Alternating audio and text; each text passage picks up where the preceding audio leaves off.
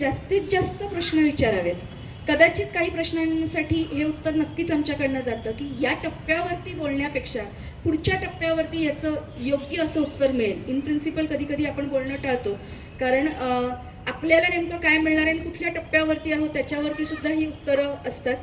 तर त्या गोष्टींवरती बोलणं, याच्यासाठी वेगवेगळे वर्कशॉप्स घेणं आणि याच वेळेला कमिटी वर्कशॉपसुद्धा आपण घेतो. याच्यामध्ये पुरेपूर पद्धतीने सभासदांच्या प्रश्नांचं उत्तर देण्याचा प्रयत्न असतो. मेंबर कनेक्टमध्ये कमिटी कनेक्ट महत्त्वाची आहे का, तर 100% आहे. जेवढे मेंबर्स वर्कशॉप असतात त्याच्या किंबहुना जास्तच आपण कमिटी कनेक्ट करतो, कारण कमिटी ही तुमची रिप्रेझेंटेटिव्ह आहे आणि कोऑर्डिनेशन आणि ॲडमिनिस्ट्रेटिव्ह काम पुढे घेऊन जाताना अगदी मिनिट बनव असेल, योग्य पद्धतीने प्रोसेस पुढे चालली असेल, कशा पद्धतीने कागदावरती हे सगळं उतरावं किंवा कशा पद्धतीने निर्णय घ्यावेत, याच्या स्वॉट ॲनालिसिस ज्याला आपण म्हणतो, की म्हणजे ज्याच्यातनं कशा पद्धतीने पुढे जावा याचा निर्णय घेण्यासाठीचा जो उहापोह करणं गरजेचा असतो, हा प्रत्येक कमिटी कनेक्टमध्ये होतो. साधारण पहिल्या टप्प्यामध्ये म्हणजे डेव्हलपर सिलेक्शनपर्यंत कमिटीच्या बऱ्याचशा मीटिंग होतात आणि त्याच्यासोबतच मेंबर मीटिंग होतात. पण ह्याच्या पुढच्या टप्प्यावरती जेव्हा विकसक निवडलेला असतो तेव्हा वेगवेगळी कागदपत्र जशी आपण देतो आणि घेतो त्याच्यावरती वेगवेगळ्या चर्चा होतात. या टप्प्यावरती कमिटीच्या आणखीन जास्त मीटिंग्स होतात. पूर्ण फेजमध्ये हँडिंग ओव्हरपर्यंत कमिटीचं हँड होल्डिंग आमची टीम वेगवेगळ्या पद्धतीने करत असते आणि त्यांच्या वेगवेगळ्या प्रश्नांना उत्तरं देत असते. याच्याशिवाय डेटा ऑन फिंगरटिप, म्हणजे आपल्याकडे आता वेबसाईट लॉन्चिंग आहे. वेबसाईट ही का असते की सभासदांपर्यंत योग्य पद्धतीने माहिती पोचावी. तर तो आपण का पर्याय घेतोय, कारण जेव्हा माहिती हातात असते तेव्हा त्याच्यावरती विचार करून पुढे जाणं आणि ती सुरक्षिततेची भावना असणं हे जास्त महत्त्वाचं आहे. तर याच्यासाठी वेगवेगळ्या टप्प्यावरती, म्हणजे फक्त आत्ताच्या टप्प्यावरती नाही, पण कन्स्ट्रक्शन फेज सुरू होईल तेव्हा सुद्धा इकडनं बाहेर पडलेले जे सभासद असतील त्यांना योग्य पद्धतीने इकडच्या प्रोग्रेसचे फोटो देणं असेल, अपडेट करणं असेल, त्यांच्या शंकांवरती बोलणं असेल, कमिटी व्हिजिट योग्य पद्धतीने होतात आहेत ना आणि त्याचे रिपोर्ट्स तयार करणं असेल, या सगळ्या टप्प्यांवरती इथे आमची डाटा टीम ही सोबत काम करत असते. आत्तापर्यंत जी आम्ही कामं केलेली आहेत त्याच्याबद्दलची थोडक्यात माहिती आर्किटेक्टकडून. म्हणजे हे सगळं चालू असताना या सगळे अनुभव घेऊन आधीच्या सगळ्या स्लाइड्स प्रोसेससाठी होत्या. एक आपण केस स्टडी म्हणून एक 2 ते 3 प्रोजेक्ट्सवरती फक्त एक हायलाईट देतोय, कारण आम्ही आत्तापर्यंत जे हँडओव्हर केलेले प्रोजेक्ट्स आहेत, मेंदळे गॅरेजच्या समोर सुरुद म्हणून सोसायटी आहे, त्याला it is the first building in India as a platinum rating green building. म्हणजे याच्यामध्ये ऑब्व्हियसली विकसकाचा सपोर्ट आहे, कमिटी मेंबर्सचा सपोर्ट आहे, कारण एक चांगली वास्तू घडवण्यासाठी इट्स अ टीमवर्क. हे सगळं घेताना आज आम्ही थोड्या मोठ्या सोसायट्यांवर जिथे काम केलं आहे त्याच्यावरती थोडासा फोकस करतोय. सेनापती बापट रोड, ऑफ सेनापती बापट रोड, MSFCचं ऑफिसच्या शेजारी पत्रकार नगर, पुणे पत्रकार नगर संस्था, त्यांची जमीन शासनाने त्यांना दिली होती. तिथे 102 सभासद, 3 एकरची लँड, याची सर्व रिडेव्हलपमेंटची प्रोसेस म्हणजे फिजिबिलिटी, एक्सप्रेशन ऑफ इंटरेस्ट, तिथे पुण्यातले 19 दिग्गज डेव्हलपर्स यांनी एक्सप्रेशन ऑफ इंटरेस्ट दिला होता. त्याच्यामध्ये thorough scrutiny along with the marking system, आम्ही एक मार्किंग सिस्टीम इव्हॉल्व केली होती along with the committee and the members workshop. याचं कारण असं असतं की मार्किंग सिस्टीम ही युनिक असते. ही प्रत्येक साईटला ती मार्किंग सिस्टीम आपल्याला फाईन ट्यून करायला लागते. इथे कुठलाही कॉपी पेस्ट वर्क चालत नाही, कारण आपल्याला आपले सभासद जे आहेत त्या सभासदांसाठी हे करायचं आहे. विकसक हा त्याचा फॅसिलिटेटर आहे आणि आम्ही ही सगळी प्रोसेस प्रक्रिया करताना याचा दुवा आहोत. म्हणजे we are a bridge between the members and the future developer. पण याच्यामध्ये फक्त बिल्डिंग डिझाईन नाही तर ह्या सगळ्या प्रोसेसमध्ये म्हणजे पत्रकार नगर दाखवताना विषय असा होता की तिथे ज्याला आपण लो डेन्सिटी म्हणतो की मोठ्या एरियामध्ये कमी फ्लॅट्स होते, त्यामुळे ऑफर चांगली मिळणार होती का, तर ऑफर चांगली मिळणारच होती. पण वारंवार डिस्कस करून मेंबर्समध्ये काही अवेअरनेस सेशन्स करून तिथे असं एक ब्रीफ बनवलं गेलं along with the members acceptance की जी काही टोटल FSI त्या संस्थेला त्या प्लॉटला मिळणार आहे त्याच्यामधनं मेंबर्सना जो एरिया मिळणार आहे त्यामधनं काही एरिया हा कायमस्वरूपी कमर्शियल रिटेल म्हणजे कमर्शियल रेंटल स्पेससाठी करायचा की जेणेकरून सभासदांना त्याचा डिव्हिडंड येईल आणि त्यांच्या मेंटेनन्स कॉस्टमध्ये जो एक सिनियर लोकांना एक प्रश्न असतो की मेंटेनन्स कॉस्ट वाढणार आहे ते कसं मिटिगेट करायचं. So it is unique for पत्रकार नगर. म्हणजे हे काय पत्रकार नगरमधलं मॉडेल आहे हे सगळीकडे वापरलं जाईल का? नाही. इथे 30 मजली 2 टॉवर्स आणि कमर्शियल. हे जे काही कमर्शियल दिसतंय हे फक्त सोसायटीच्या ताब्यातलं आहे. तिथे एकही दुकान येणार नाही आहे कारण त्या साईटला ती रिक्वायरमेंट होती. आता आपल्याकडे जिथे दुकानं आहेत फ्लॅट्स आहेत त्याच्या बाबतीत त्याची ट्रीटमेंट ही वेगळ्या पद्धतीने होणार कारण every society will have its unique way. त्याच्यानंतर ही एक कृतार्थ म्हणून साईट आहे. ही आपल्याला Satara road city pride Satara road याच्या गल्लीमध्ये आत 2.5 एकरची प्रॉपर्टी. तिथे 88 मेंबर्स 5 बिल्डिंग आणि तिथे परत एक काय म्हणतात आता रिडेव्हलपमेंट म्हणलं की म्हणजे टाके की असं काय म्हणतात ना टक्कर होते काटेकी टक्कर.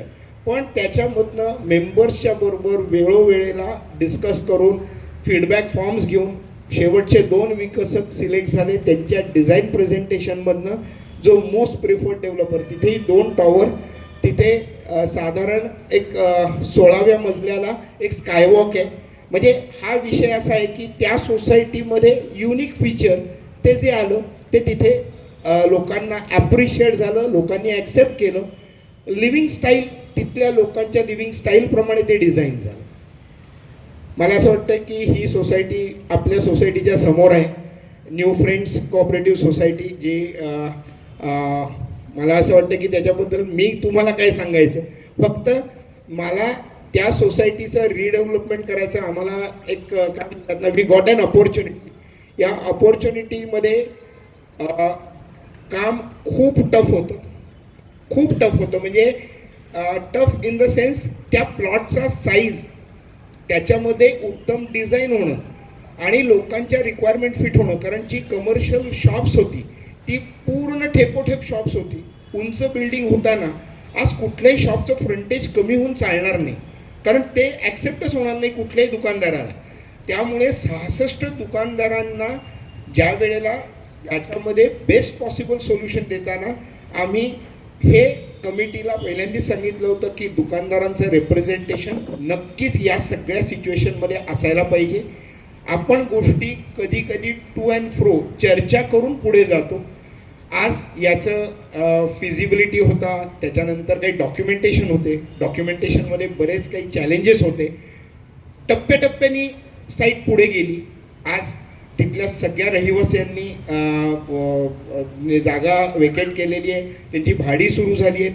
एन्व्हायरमेंटल क्लिअरन्सच्या वेळेला काही नियमांमधले गव्हर्नमेंटनी बदल केल्यामुळे काही अपडेशन्स करायला लागले आणि प्लॅन सँक्शन झालेले. डेव्हलपमेंट ॲग्रीमेंट कंप्लीट झाले. येत्या 15-20 दिवसात पत्रे लागून प्रॉबॅबली तिथली भूमिपूजनाची डेट होईल. मला असं वाटतं की आमच्यासाठी तो एक मोठा अनुभव आला आहे कारण नुसतं रिडेव्हलपमेंट करतोय आम्ही. रिडेव्हलपमेंट करायची इच्छा आहे पण तिथल्या सर्व सभासदांनी ज्या पद्धतीने चाव्या कमिटीकडे दिल्या मला असं वाटतं की याच्यामध्ये बऱ्यापैकी श्रेय कमिटीचं होतं. म्हणजे आम्ही फॅसिलिटेटर्स होतो. कुठली इन्फॉर्मेशन शेवटपर्यंत जावी याच्यासाठी प्रयत्न खूप केले आणि होप की आज समोरासमोरच्या साईट्स जर का करायला मिळाल्या तर we will be very happy. Obviously शेवट तुम्ही मेंबर्स आहात. आणि एक आहे की तिथल्या सभासदांना काही अडचणी असल्या काही अडचणी होत्या त्याची कम्युनिकेशन सिस्टीम झाली आणि त्यामधनं एक एक गोष्टी आपण पुढे नेल्या. सो प्रॉबॅबली हे सांगताना एक 2 मिनिटाची एक क्लिप. याच्यामध्ये ही कुठलीही जाहिरात नाही.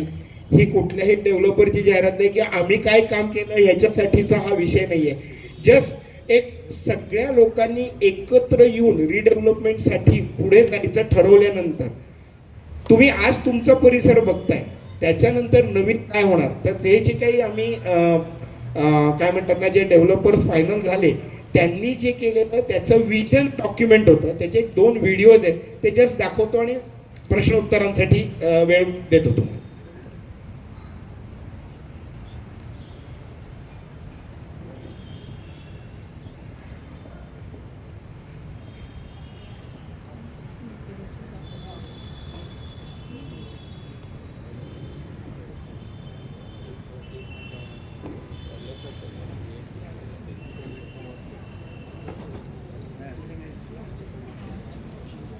मला असं वाटतंय की त्यांचा व्हिडिओ सेट होतोपर्यंत कमिटीने सजेस्ट केलं होतं की काही सांघिक प्रश्न असतील तर प्रश्नांसाठी मला असं वाटतं की आम्हाला जेवढं जमेल तेवढं आम्ही आता एक्सप्लेन करू, किंवा काही प्रश्न नंतर आले तर त्याच्यावरती क्लॅरिटी नक्की आम्ही द्यायचा प्रयत्न करू.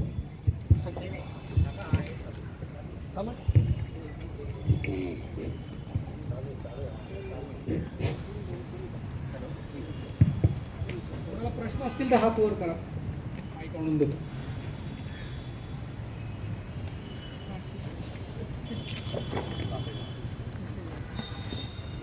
त्यांचं पेमेंट कसं करायचं आणि कसं कसं करायचं या लोकांना पैसे द्यायचे ते तुम्ही तुमचं मॉडेल फक्त सांगा, तुमचं मॉडेल जनरिक सांगा. येस, याच्यामध्ये जे सोसायटीचा कन्सल्टंट नेमला जातो त्या कन्सल्टंटचं जे काही रेम्युनरेशन असतं, हे रेम्युनरेशन कन्सल्टंट सिलेक्ट होताना म्हणजे काय म्हणतात ना, त्याचं जी काही कॉस्ट ही फायनल होते, ही टेंडर प्रोसेसमधनं डेव्हलपरकडनं रिइम्बर्स होते असं गव्हर्नमेंटनी याच्यामध्ये नोटिंग दिलेलं आहे. पण ज्या वेळेला असा प्रश्न येतो आणि याला उत्तर दिलं जातं त्यावेळेला प्रामुख्याने लोकांच्यामध्ये 2 प्रश्न असतात की जर डेव्हलपर रिइम्बर्स करणार असेल तर तुम्ही डेव्हलपरच्या बाजूने काम करणार का. आतापर्यंत आम्ही जिथे काम केलं आम्ही आमचं फी प्रपोजल सोसायटीला दिलं, सोसायटीने आम्हाला वर्क ऑर्डर दिली, त्याच्यानंतर विकसकाकडनं रिइम्बर्समेंट सोसायटीने घेतली आणि सोसायटीने आम्हाला पैसे दिले. याचं कारण आपला क्लायंट ही सोसायटी आहे, आपला क्लायंट हा विकसक नाही. या बाबतीत क्लिअर डायरेक्टिव्ह गव्हर्नमेंटचे आहे आणि we follow all the legal processes laid down by the government.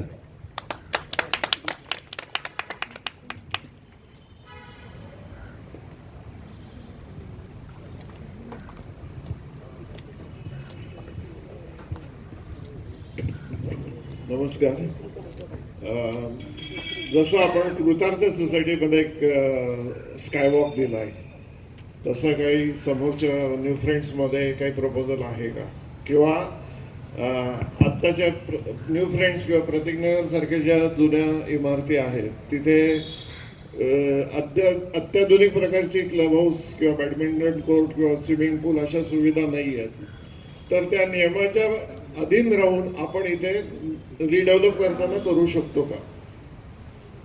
तुमच्या शेवटच्या प्रश्नाला उत्तर हो. म्हणजे आपण ज्या वेळेला रिडेव्हलपमेंटला जातो हा एक तर लाईफस्टाईल, दुसरी गोष्ट म्हणजे अपग्रेडेशन ऑफ व्हॅल्युएशन. ह्या गोष्टीला आपण जेव्हा म्हणतो आपण 251 सभासद आहोत आणि पुढे नवीन सभासद येणार आहेत त्यांना पण ही ते सदनिका घ्यावी याचा इंटरेस्ट निर्माण होणं, याच्यासाठी हा प्रोजेक्ट अद्ययावत असणं गरजेचं आहे. तो ह्या गोष्टी होणार. आता न्यू फ्रेंड्समध्ये it was a complete different story, कारण एक 66 दुकानं होती. हे रन होईल, मी बोलतो तुम्ही साईड बाय साईड बघा. 66 दुकानं होती. मी तुम्हाला सांगतो शेवटचे 3 विकसकांनी अत्यंत उत्तम प्रेझेंटेशन दिलं होतं, पण ज्या विकसकांनी तिथे out of the box presentation दिलं, कारण काय असतं की प्रेझेंटेशन देताना प्रॉबॅबली न्यू फ्रेंड्स ही पहिली मोठी सोसायटी ही रिडेव्हलपमेंटला आली पुण्यामध्ये, त्यामुळे ज्या दिवशी टेंडर पब्लिश झालं त्यावेळेला मला काही विकसकांच्या ऑफिसमधनं फोन आला होता की सोसायटी हे पैसे मिळवण्यासाठी टेंडर करते का खरंच रिडेव्हलपमेंट करणार आहे.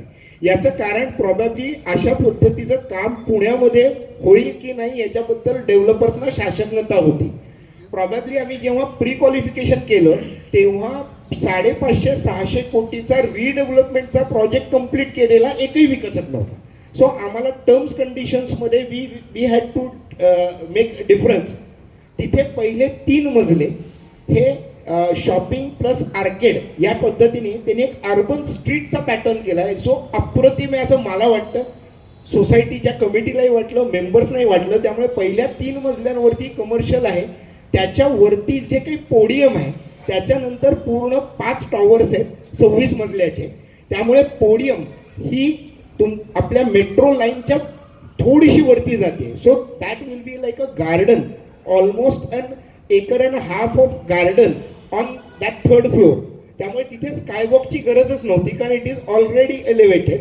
प्लस टॉप टेरेसला पण डेव्हलपमेंट आहे. टॉप टेरेसमध्ये पण अप्रतिम वॉकवेज दिलेले आहेत, सिटिंग एरियाज दिलेले आहेत. सो ही न्यू फ्रेंडशिप पार्ट आहे. कृतार्थमध्ये द मॅन्डेट वॉज इथे एकही सिंगल स्क्वेअर फूट कमर्शियल करायचं नाही कारण तिथे ऑलरेडी सोसायटीमध्ये एकही स्क्वेअर फूट कमर्शियल नव्हतं. So they could take that call. म्हणजे तिथे त्या मेंबर्सने तो कॉल घेतला. पण एक ज्याला आपण म्हणतो रिक्रिएशनल फ्लोअर ही आज नियमावलीमध्ये मिळालेली एक संधी आहे.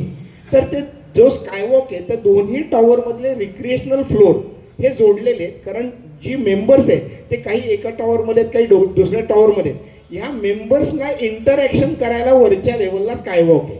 सो प्रॉबॅबली आपल्याकडे होऊ शकेल का? होऊ शकतो. म्हणजे करायला हरकत आहे का? तर काही हरकत नाही. मे बी तिथे सांगायला हरकत नाही शेवटचे 2 विकसक होते त्यांच्यामध्ये 8% डिफरन्स होता आणि स्कायवॉक दिलेल्या डेव्हलपरचे टक्के कमी होते. पीपल सिलेक्टेड हे. सो एक लक्षात घ्या की आता आम्हाला असं लक्षात आलंय की आता मेंबर्स जागरूक झाले, त्यांना व्हॅल्यू ऑफ देअर प्रॉपर्टी याच्याबद्दल पण ते विचार करायला लागलेत. आणि मला असं वाटतं why you are engaging team of professionals to see that the valuation is increase. आणि याच्यामध्ये प्रॉबेबली मी ज्या वेळेला कन्स्ट्रक्शन मॅनेजमेंटमध्ये पोस्ट ग्रॅज्युएशन केलं त्यावेळेला मला माहिती नव्हतं की मी रिडेव्हलपमेंटमध्ये काही काम करीन. पण माझा थिसिसचा टॉपिक होता repairs and maintenance of housing societies. आणि माझ्याकडे त्यावेळेला जवळजवळ 300 सोसायट्यांचा डेटा होता की ह्या मेंटेनन्समध्ये व्हॉट आर द हिंडरन्सेस. आणि प्रॉबॅबली मला असं वाटतं की त्या प्रबंधामध्ये जे काही काम केलं ते मला आज कामामध्ये नक्की उपयोगी होते. याचा उपयोग जितक्या सोसायटीजना करता येईल तो देण्याची इच्छा आहे.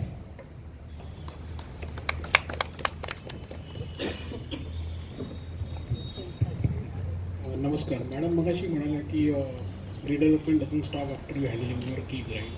There are more legal aspect after that as well. Hello, am I audible? Madam तुम्ही मगाशी म्हणाला की redevelopment never stops after the handling of the keys, right? There are more aspect after that as well. तर what about the deemed convenience what we already did for this land? Has that been म्हणजे ते परत पुढे नवीन करावं लागेल का? It's a part of the new process. आता याच्यामध्ये फक्त आपण एक हे करून घेऊया. डीम्ड याचा अर्थ की जिथे काही गोष्टी करून घ्याव्या लागलेल्या आहेत. आपण समजा विकसक आणि जागा मालक यांनी जर संस्थेकडे सगळे त्याचे हक्क जागेचे फ्युचर FSIचे विकसनाचे हे जेव्हा सगळे हक्क संस्थेकडे येतात त्याला आपण कन्व्हेन्स म्हणतो किंवा सेल्डीड म्हणतो.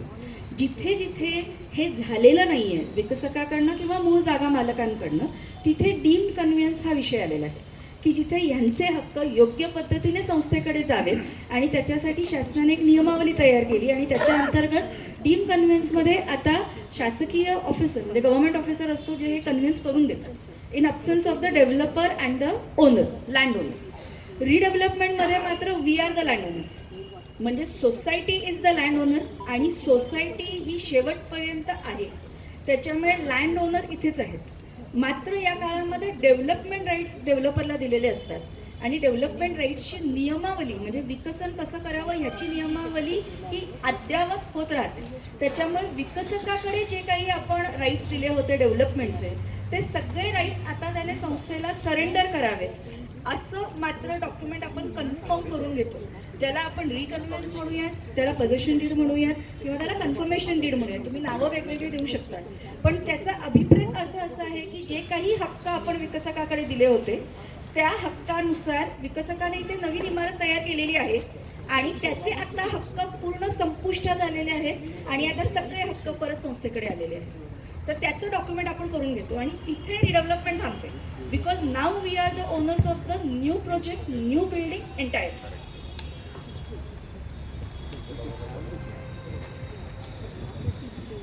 मला एक प्रश्न विचारायचा आहे की हे जे तुम्ही डॉक्युमेंट दाखवलं आहे, ओके, हे प्रपोज आहे, राईट. PMC म्हणून तुम्ही हे डिझाईन बनवून त्यांना दिलेलं आहे डेव्हलपर्सना का डेव्हलपर्सकडनं आलेलं आहे आणि तुम्ही फक्त ते कम्पेअर केलं आहे? कारण विचारतो, प्रतीकनगरचा जो हा एरिया आहे त्याच्यामध्ये काही असं आहे की तुम्ही इन केस तुम्ही डिझाईन्स देऊ शकता का की बेस्ट फिट की मॅक्सिमम एरिया किती वापरला, कसं वापरू शकतो? कारण कधी कधी डेव्हलपर्स म्हणतील की नाही हा एवढा एरिया ह्याच्यात एवढं बसू शकतो, बट कपॅसिटी जास्त असते. सो ते ब्लॉक डायग्राम का तुम्ही ते करून देऊ शकता का तुम्ही फक्त आहे ते डिझाईन्स कम्पेअर करून तुम्ही सांगा की कोणतं बेस्ट आहे? It's a very good question. आणि माझ्या मते या फोरमवरती या स्टेजला याविषयी नक्की ॲटलिस्ट मेंबर्समध्ये थोडी तरी क्लॅरिटी येणं गरजेचं आहे. सो फिजिबिलिटी स्टेजला ब्लॉक डायग्राम्स होतात का? 100% होतात.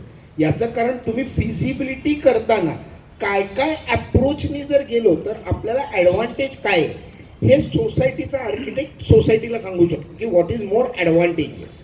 ओके, ज्या वेळेला आपण फिजिबिलिटी स्टेजमध्ये ब्लॉक डायग्राम्स येणार का? 100% येणार. त्याच्यामध्ये मिनिमम ॲम्युनिटीज काय पाहिजे, त्याचं व्हॅल्युएशन चांगलं होण्याला किंवा काही गोष्टी आपल्याला ज्याला आपण म्हणतो मॅन्डेटरी, या मॅन्डेटरी गोष्टी आपण त्या फिजिबिलिटीमध्ये नक्कीच अंतर्भूत करणार. आता design is a process of evolution. म्हणजे ज्या वेळेला मी एखाद्या प्रोजेक्टचं डिझाईन करतो तेव्हा माझं डे 1चं डिझाईन आणि मे बी इंटरॅक्शन्स नंतर होणारी रिफाईनमेंट आणि होणारं फायनल डिझाईन याच्यामध्ये बऱ्यापैकी मॅच्युरिटी गेलेली असते. म्हणजे बऱ्यापैकी ते डिझाईन मॅच्युअर होत गेलेलं असतं. आता ज्या वेळेला म्हणजे आता ही सगळी तुम्ही प्रपोजल्स बघताय, त्या प्रपोजल्समध्ये आपण ज्या वेळेला विकसकाला सांगतो की तुम्ही आम्हाला प्रपोजल द्यायचं आहे, त्यावेळेला probably we had tried couple of places where the design was finalise, where the buildings were smaller, की जिथे ते पॉसिबल होतं. पण मोठ्या सोसायटीजमध्ये असं बघितलं की जर तुमच्याकडे असं घेऊन चला की एक शॉर्टलिस्टेड 7 किंवा 8 डेव्हलपर आले, म्हणजे तुमच्याकडे एखादंच प्रपोजल एखादंच 25 लोक देतील, पण त्याच्यातनं स्क्रुटिनी करून maybe 7 to 8 people are very much काय म्हणतात ना appropriate for our property. Now the मेंबर्सला आपण प्लॅटरवर काय देऊ शकतो की या जर का 8 डेव्हलपरनी त्यांच्या आर्किटेक्ट बरोबर बसून विजन दिलं तर आपल्याकडे 8 ऑप्शन्स येतात. वाईल ॲज या ऑप्शन्समध्ये कुठलं ऑप्शन वर्केबल आहे, वर्केबल नाही, काही फक्त व्हिज्युअल इफेक्ट्स दिलेत का, याची स्क्रुटिनी कोण करणार? तर याच्या स्क्रुटिनीसाठी आम्ही आहोत. याचा विषय असा होतो की इट्स ऑलवेज अ टीमवर्क. एक छोटं एक्झाम्पल तुम्ही सांगताय, त्यामध्ये ज्या वेळेला टाउनशिप पॉलिसी आली पुण्यामध्ये, म्हणजे महाराष्ट्रात टाउनशिप पॉलिसी लागू झाली, ऑब्व्हियसली डेव्हलपरला फायदा दिसला ना की डेव्हलपर त्याच्या मागे पळतो. आणि त्यावेळेला I was working for one of the big developers in Pune. Blue rich म्हणून टाउनशिप आहे हिंजवडीमध्ये. आवर ऑफिस स्टार्टेड डिझाईन. आम्ही 16 अल्टरनेटिव्स केले, वेगवेगळ्या पद्धतीचे अल्टरनेटिव्स केले. इंटरॅक्शन झाली, जवळजवळ 1 वर्षाचा कालावधी गेला या डिझाईन प्रोसेसमध्ये. देर वर investors also in that project. आणि देर वॉज वन सजेशन की can we work with a architect who has designed a township. आणि वी वेंट टू शांघाय. निम्म शांघाय ज्यांनी डिझाईन केलं होतं त्या आर्किटेक्चरल फर्ममध्ये गेलो की तिथे 1 मजला ऑडिटोरियमचा होता, 1 मजला टाउन प्लॅनिंग म्हणजे टाउनशिपचा होता, 1 मजला हॉस्पिटलचा होता. 1200 लोक काम करत होते. पुण्यातला आर्किटेक्ट एक 30-40 स्टाफचा म्हणजे आर्किटेक्चरल फर्म जेव्हा एक 1200 लोकांच्या आर्किटेक्चरल फर्ममध्ये जाऊन त्यांचे काम प्रोफेशनलिझम बघितलं, तर way they work the layout was beautiful. म्हणजे काय असतं की कोलॅबरेशनमध्ये काय मिळू शकतं, पण त्यांचे फ्लॅट डिझाईन्स होते ना ते कोणीही विकत घेतले नसते. म्हणजे when we went there layout impressive होता, म्हणजे नुसता कलरफुल नव्हता, इम्प्रेसिव्ह लेआउट होता. We sat there with them for 15 days, designed all the units for them, and that is how Blue Ridge has come up. So तिथे मला शिकायला काय मिळालं, a collaborative approach will always be beneficial for the project. So whom we are married with, we are married with the project. तो project चांगला होण्यासाठी काय input द्यायला लागतील, डिझाईनचे ऑप्शन्स आहेत, ब्लॉक डायग्राम्स आहेत, 100%. कारण सोसायटीने टेक्निकल टीम निवडली आहे, तर टेक्निकल टीमनी हे डिलिव्हर करायलाच पाहिजे. पण त्याचबरोबर त्या टेक्निकल टीमनी त्याचा इगो नाही ठेवला पाहिजे. ह्याचं कारण आज जेव्हा हा प्रोजेक्ट होईल, एक 500-600 कोटीचा प्रोजेक्ट होईल, जो माणूस पैसे गुंतवतो ना तो डिक्टेट पण करतो. That we have learned it. आणि it is okay that he dictates, पण that dictation should not overpower us. It has to be in a collaborative approach. So probably we have a collaborative approach. आणि जिथे जिथे समजा majority of the members suggest, we can look into that. याच्यामध्ये member satisfaction is our key focus when we work with a society. मला इथे एक फक्त new friends तुमच्या समोर आहे म्हणून कदाचित मी याचं एक उदाहरण देऊ शकते की जेव्हा ऑफर येते, विकसक निवडला जातो, नेमकं आपल्याला किती मिळतंय याचा एक विचार व्हायला लागतो आणि एक मॅच्युरिटी क्वोशियंट वाढलेला असतो. अशा वेळेला आपल्याला कशा पद्धतीचा फ्लॅट डिझाईन करून हवा आहे किंवा युनिट डिझाईन करून हवा आहे याच्यासाठी सभासदांच्या सुद्धा कल्पना आहेत. न्यू फ्रेंड्समध्ये 66 कमर्शियल आणि 233 रेसिडेन्शियल युनिट याच्यासोबत जेव्हा आम्ही समोर गेलो तेव्हा वेगवेगळे अपेक्षा समोर आल्या. म्हणजे काही जणांना एरिया सरेंडर करायचा होता, काही जणांना एरिया विकत घ्यायचा होता, काही जणांना मिळणारा एरिया स्प्लिट युनिटमध्ये घ्यायचा होता, काही जणांना कमर्शियलमधनं रेसिडेन्शियलमध्ये जायचं होतं, तर काही जणांना रेसिडेन्शियलमधनं कमर्शियलमध्ये यायचं होतं. तर एवढ्या सगळ्या कॉम्बिनेशन्सना जस्टिस देणारा प्लॅन हा डेव्हलपर सिलेक्शन नंतरच होऊ शकला.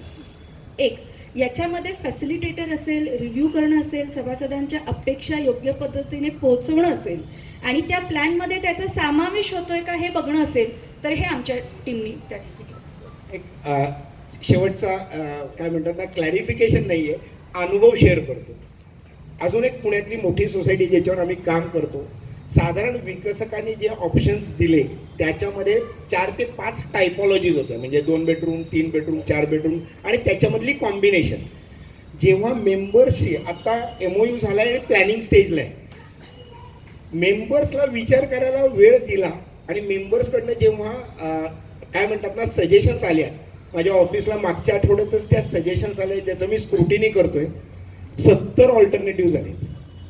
त्याच्यात सोसायटी डिझाईन नाही होऊ शकत. नाव इट इज म्हणजे मला गेल्या 28 वर्षाचा एक्सपिरियन्स आहे ना, आता पणाला लावून I need to filter it out to the best of the project. कारण आज काय आहे, कन्स्ट्रक्शन करताना तुम्हाला टॉयलेटच्या वरती टॉयलेट पाहिजेत, किचनच्या वरती किचन पाहिजेत, सर्व्हिसेस हे प्रॉपरली डिझाईन व्हायला पाहिजेत.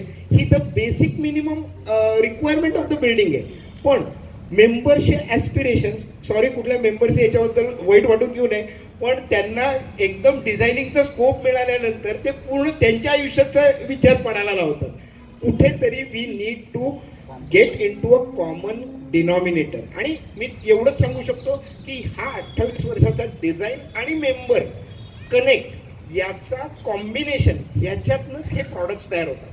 हे प्रॉडक्ट होताना हे या आर्किटेक्टचं डिझाईन आहे, हे या बिल्डरचं डिझाईन आहे, हा विषयच नाही आहे. It's all a collective output. Basically तुम्ही लोकांनी उत्तम घरात जावं, एक सुंदर सोसायटी इथे निर्माण व्हावी.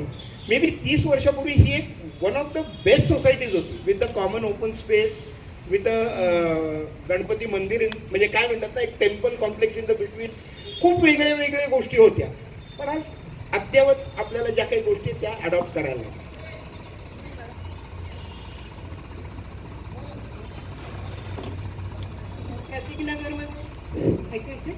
प्रतीकनगरमध्ये बहुतेक सगळे ज्येष्ठ नागरिक आहेत.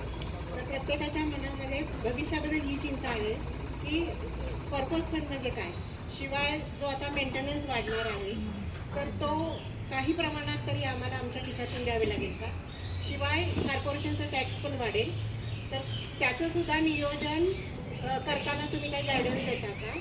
आणि मेंबरना जेव्हा रिडेव्हलपमेंट आमचा फ्लॅट देऊन आम्ही नवीन फ्लॅट आमचा फ्लॅट सरेंडर करतो तेव्हा घेताना तो पूर्णपणे मोफत मिळतो का काही छुपे खर्च असतात? याच्यामध्ये काही प्रश्नांची उत्तरं मी देते, काही प्रश्नांची उत्तरं सर देतील. मुळात जेव्हा आपण मेंबर कनेक्ट हा फीचर आम्ही दाखवला की आम्ही तो करतो, प्रोजेक्टचा आमचा अंतर्भाव आहे कामाचा. मेंबर कनेक्टमध्ये आपण मुळात सभासदांच्या अपेक्षा काय आहेत याचा विचार करतो. पत्रकार नगरचं जसं मगाशी सरांनी एक्झाम्पल दिलं की जिथे सगळेच ज्येष्ठ नागरिक आहेत आणि असा एक प्रश्न आला की ऑफर खूप चांगली आणि मिळणारे फ्लॅट खूप मोठे आहेत आणि अशा वेळेला 30 मजली इमारत, एवढ्या लिफ्ट, एवढ्या ॲम्युनिटीज घेतल्यानंतर जर मेंटेनन्सचा खर्च वाढला तर तो किती प्रमाणात वाढेल आणि मग तो आपल्याला झेपणार नाही तर आपण काय करावं असा एक विचार आला. आणि त्याच्यातनं ज्या इंटरॅक्शन झाल्या त्याच्यातनं पत्रकार नगरमध्ये आम्ही सजेस्ट केलं की आपल्याला जी काही कमर्शियल स्पेस आहे ती कमर्शियल स्पेसवरनं एवढं नक्कीच करता येऊ शकतं की मेंटेनन्स कमी होईल.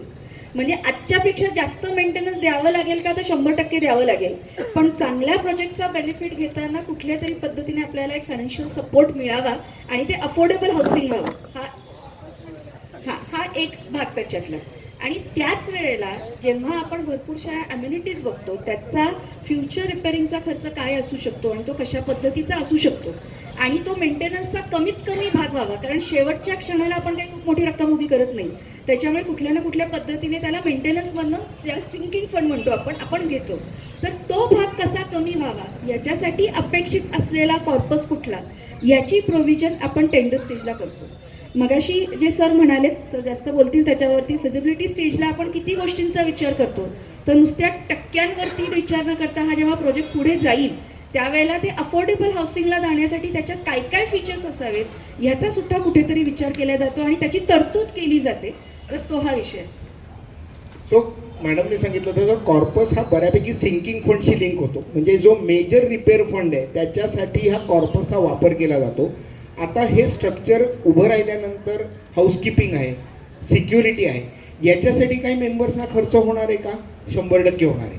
पण ज्या वेळेला आपण 251 मेंबर्सचा हा एक समूह घेऊन पुढे जातो तेव्हा काही लोकांची अफोर्डेबिलिटी असते, काही लोकांची अफोर्डेबिलिटी नसते. आणि ह्याच्यामध्ये चूक बरोबर काही नाही आहे, कारण शेवट हा वय आहे आणि येणारं इन्कम याला कुठेतरी रिस्ट्रिक्शन आहे. सो आपण फिजिबिलिटी झाल्यानंतर सुद्धा काही कस्टमाइज सोल्युशन्स मेंबर्ससाठी डिराईव्ह करतो, मेंबर्सच्या इंटरॅक्शन्सवरनं करतो. पण ह्या करताना ज्या मेंबर्सना अफोर्डेबिलिटी आहे त्यांचं नुकसान नाही होणार हे पण बघतो. कारण आज रिडेव्हलपमेंट तुम्ही करायला गेलात म्हणून तुमच्याकडे हे विचार आहे, पण आज आपल्याकडे समजा 3 बेडरूमचं घर आहे आणि आपण एकटे दुकटे जाऊ, आपण त्यातली एक खोली विकू शकतो का? नाही विकू शकत. किंवा आपली फॅमिली मोठी आहे आणि आपल्याकडे 2 बेडरूमचं घर आहे, आपण 3 बेडरूमचं घर करायला कोपऱ्यावरनं 100 स्क्वेअर फूट विकत आणू शकतो का? हेही शक्य नाही आहे. सो याचं जे काही कॉम्बिनेशन आहे हेच या रिडेव्हलपमेंटचं गमक आहे. टक्केवारी नंतरची हे गमक जिथे एकदिलानी किंवा सांघिकरित्या ज्या वेळेला